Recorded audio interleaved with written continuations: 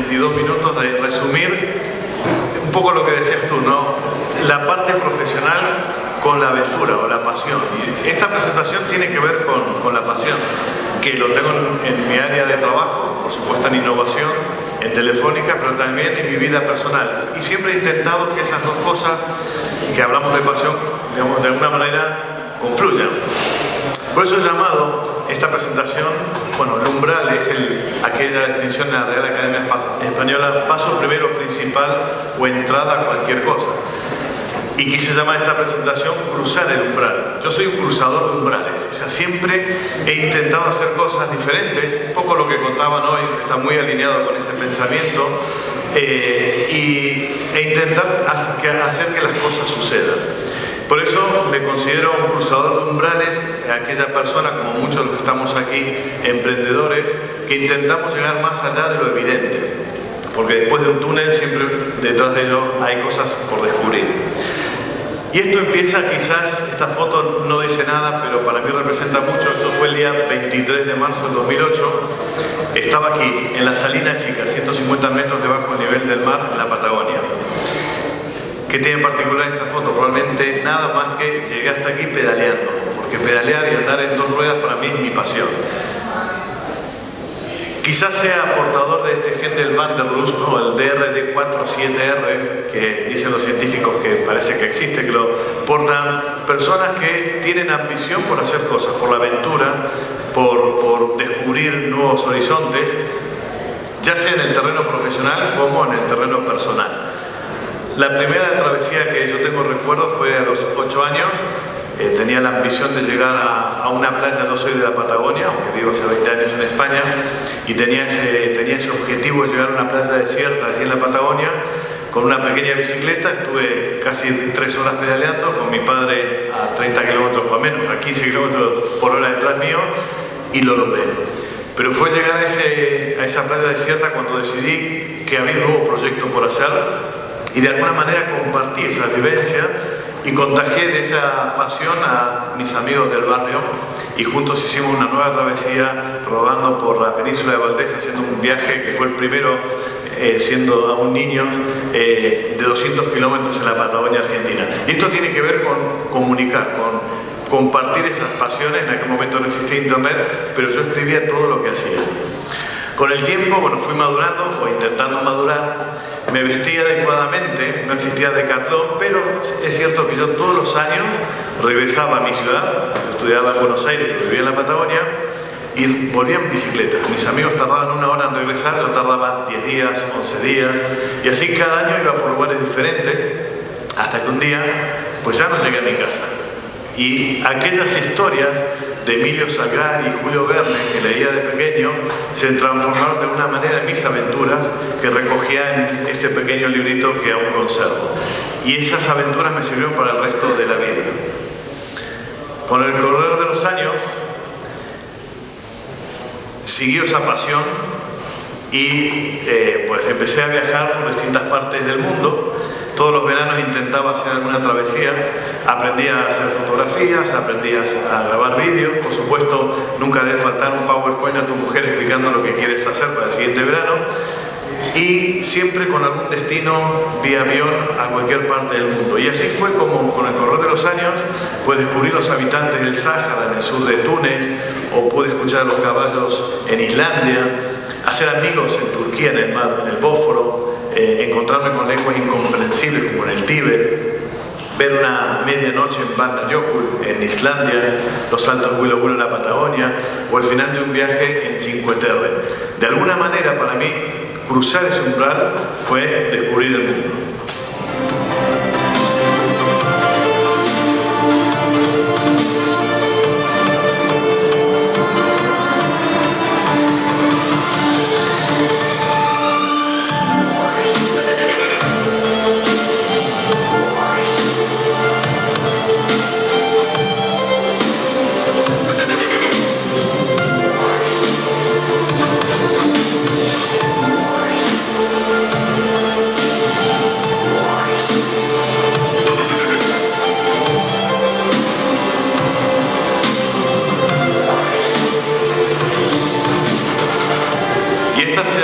aventuras se plasmaron en un documental que salió en las 2 de televisión española hace unos años, en POTV, con distintos canales aquí en España. También lo piratearon, lo cual ahora entiendo que es un buen síntoma.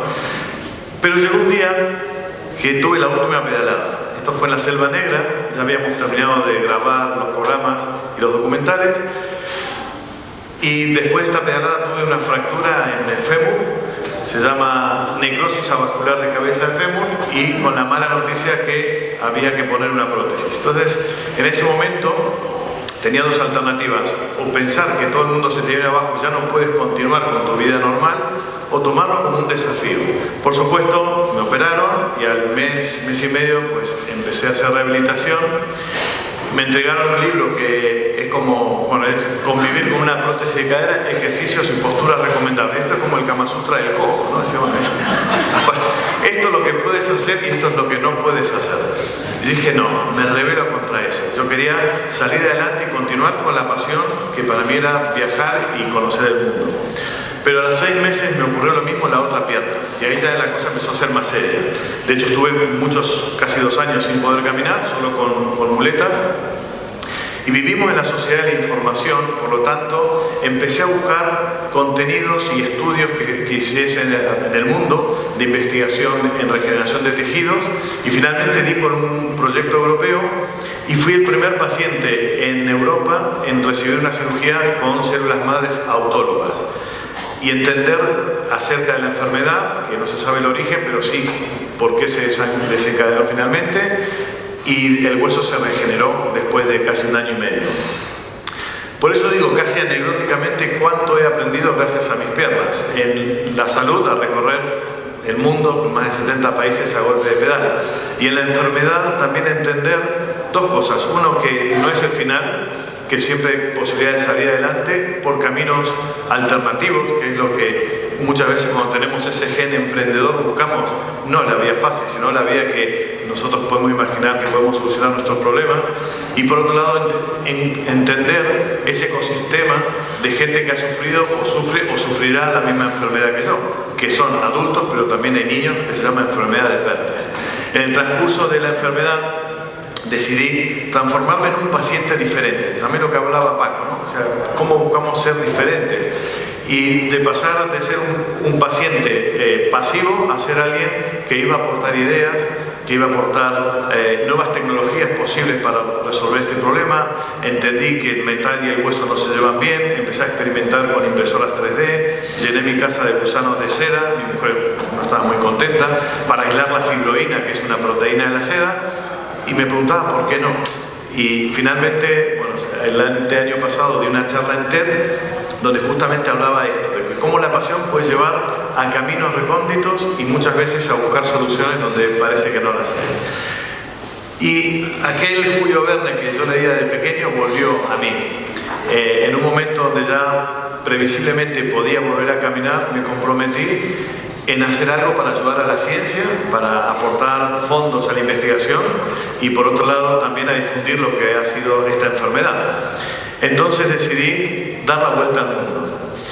Y a partir de aquella bicicleta que me acompañó durante tantos kilómetros y que el médico me dijo que no es recomendable que pedales, pasé de la bicicleta 1.0 a la moto 2.0. Cambio de tecnología, pero el objetivo es el mismo. Empecé a trabajar en la idea, todavía con las muletas y con el bastón, y se me ocurrió eso, pues dar la vuelta al mundo en un proyecto solidario, con 3 patas, apoyar a la investigación científica, dar la vuelta al mundo porque todo es posible. Yo de no poder caminar iba a intentar girar durante 80 días y más de 30.000 kilómetros, y también involucrar a compañías de tecnología, ¿por qué no? Involucrar a empresas como por supuesto Telefónica y otras tantas a nivel tecnológico que nos acompañaron en esta aventura. La idea era compartir lo que hablamos aquí, cómo transmitir esa emoción, que son cosas genuinas.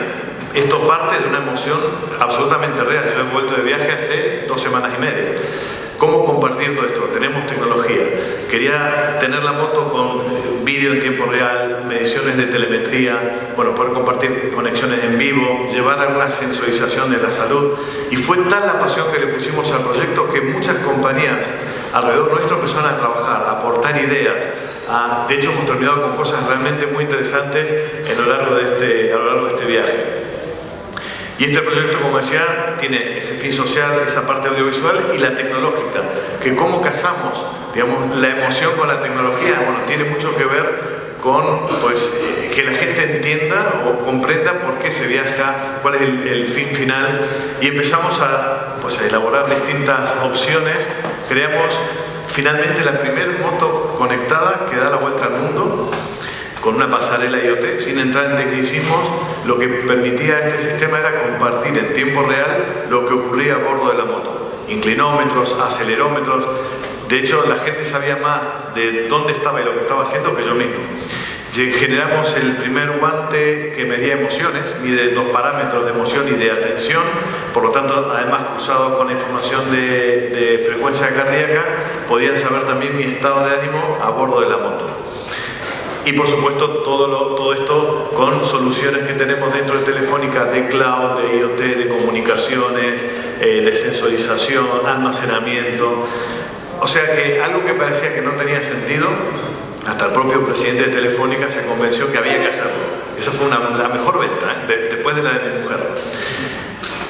Y lo hicimos, desarrollamos la pasarela IoT, creamos la tecnología, inventamos distintos dispositivos para poder ponerlos en la moto, que no es nada sencillo, y cada vez veía en las reuniones que teníamos dentro de la compañía que había más y más y más gente, aportando ideas, opinando, y llegó un momento donde el proyecto, por supuesto, no es un proyecto personal, es un proyecto de todas las personas que se habían comprometido de alguna manera emocionalmente en empujar esto. Luego yo tenía que conducir por el mundo y veíamos si era posible o no. Y así fue como partí el 27 de mayo. Me quedaban por delante kilómetros y kilómetros de una travesía realmente intrépida, pero yo tenía ese convencimiento que lo podía hacer. Sobre mis espaldas uno puede pensar que cargaba la responsabilidad de, como hablamos aquí, el fracaso era no salir. Y yo, si el viaje terminaba en Cuenca o en Vladivostok, era anecdótico. El viaje se iba a hacer de una forma u otra.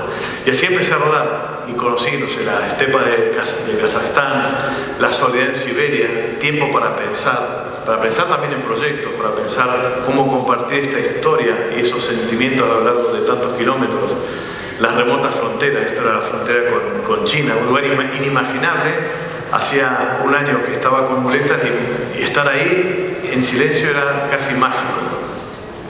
Las historias de las personas, ¿no? Me he vuelto bastante más sentimental de regreso a este viaje y estoy dando abrazos por todo Distrito Telefónica.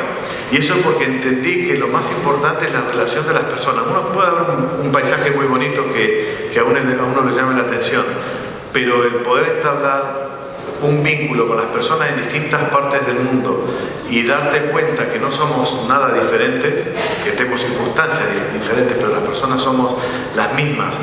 Y me acuerdo en un momento en una radio me llamaron y me preguntaron si tienes que definir en una frase lo más importante de este viaje hasta ahora, ¿qué sería? Y para mí era la sonrisa de los niños de Uzbekistán. Uzbekistán es un país, no es una democracia, un país que es una dictadura, ahora se ha muerto el presidente hace muy poco. Sin embargo, los niños son felices. No he visto niños sonreír como en Uzbekistán. Y no me explicaba por qué. Al final, después de hacer más de 1.300 kilómetros en Uzbekistán, me di cuenta que la estructura familiar que ellos tienen es sólida. Viven de cosas simples y básicas. Tienen su burrito, su carrito, venden melones y sandías a la orilla de la ruta, pero tienen tiempo para jugar, para divertirse, para bañarse en las acequias, y son niños felices. No hubo en ningún lugar donde no hubo un niño que me saludara sin pedirme nada y mirara, bueno, por la moto como si fuese de otro planeta, ¿no? En varias ocasiones intercambiamos moto por burro para hacernos la foto y me iba con esa sonrisa y esa expresión.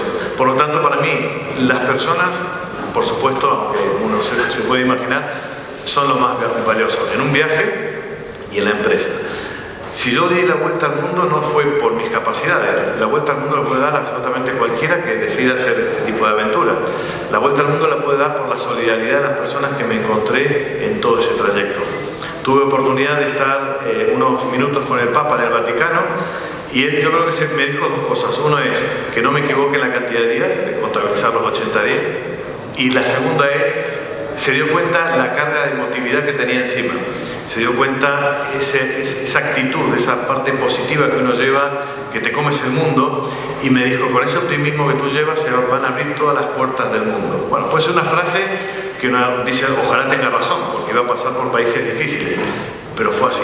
Era estar en cada lugar y poder entablar diálogos con la gente, y a pesar que hay una barrera idiomática, enseguida rompes esa barrera, ese hielo, y puedes disfrutar de algo que va más allá de un simple viaje en motocicleta, ¿no? Y las rutas infinitas, ¿no? Las rutas infinitas por distintas partes de Asia, que realmente me costaba continuar viajes. Yo paraba muchas veces para contemplar el entorno y pensar, digo, ¿cómo comparto esto? Es casi imposible. ¿Cómo comparto los olores? Había terminado de llover, no había ruido, hacía 2 días que no veía a nadie y estaba feliz. ¿Cómo se comparte eso? Por eso creo que el escribir, el compartir con imágenes, tenemos un mundo donde todo el entorno digital, y el día de mañana se podrán compartir aromas probablemente, creo que es una tarea que tenemos que hacer para las generaciones futuras. Me acuerdo en las redes sociales mucha gente decía, uy, qué sana envidia esto que estás haciendo.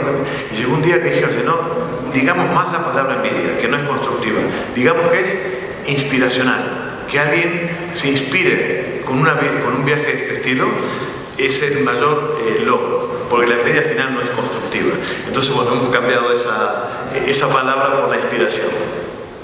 Al final lo hice, hace un poquito más de 2 semanas y tanto que ya he regresado, salí de Madrid con rumbo este, el objetivo era llegar a Seúl y recorrer muchísimos lugares del sur de Europa, cruzar la parte más difícil que ha sido Asia Central, Kazajstán y Uzbekistán, donde no hay más que pistas y rutas de tierra, siempre por supuesto con toda la tecnología que me acompañaba. De allí fui a Siberia, cruzar todo Siberia también ha sido una experiencia fantástica. Los rusos, que tenían ciertos temores de que son gente más dura, fueron extremadamente amables, y desde Seúl pues volé a Estados Unidos y recorrí desde San Francisco hasta Canadá, Toronto, donde regresé vía París a Madrid, y lo hice en 80 días.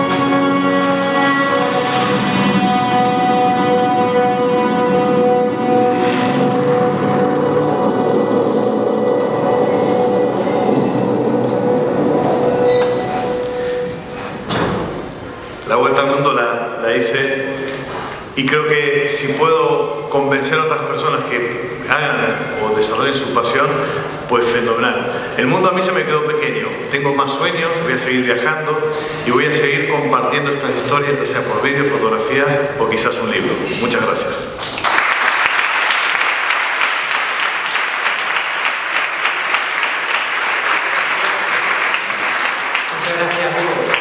La verdad que absolutamente fascinante y motivadora tu charla. Cuando alguien como Hugo pone en su tarjeta que es director de innovación de una empresa como Telefónica, pues todos podemos presuponer que cuando se sube un estrado tiene muchas cosas interesantes que compartir, ¿no? Pero darle ese enfoque que tú le das de experiencia vital humana creo que es un plus que desde luego aporta todavía si cae más, ¿no? Has comentado lo importante que es encontrar la pasión.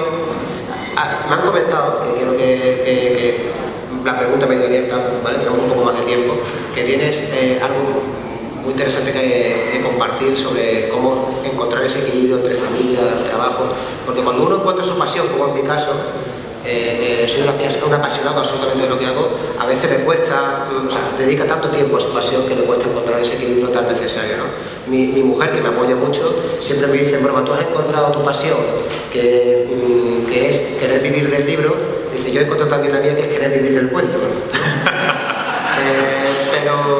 pero es verdad que el equilibrio es muy necesario y me gustaría que compartieras brevemente esa experiencia también con nosotros. Sí, es interesante. Bueno, lo que no he comentado es que en uno de estos viajes, cruzando la cordillera a golpe de pedal, conocí a mi mujer. Entonces, en Chile. Entonces, bueno, cuando nos casamos, siempre soy muy cauto y en la relación, digamos, de matrimonio, una cláusula, sin que esté escrita, de compromiso que en la vida futura, si surgiese algún viaje, no iba a haber ningún impedimento, ¿no? Pues lo ha respetado hasta el día de hoy. Y yo creo que lo ha respetado porque esto también lo puedes ver desde un punto de vista egoísta, ¿no? De hacer un viaje solitario, aunque también viajo mucho con la familia. Pero es tan vital para mí el hecho de poder viajar y al final también el aporte a la familia. Tengo 2 hijos, en cada viaje que hago yo creo que lo perciben como un valor añadido de un padre que no está en el sillón mirando televisión con una cerveza, sino que está recorriendo a golpe de pedales, pues el Sáhara, y cuando viene trae instrumentos de música y cuenta anécdotas, historias de cada lugar. Yo creo que eso sí tiene valor. Bueno, pues muchas gracias, Hugo. De verdad te agradezco en nombre de la organización del evento, y mío personalmente, pues el esfuerzo y el privilegio de haberte tenido aquí con nosotros. Muchas gracias.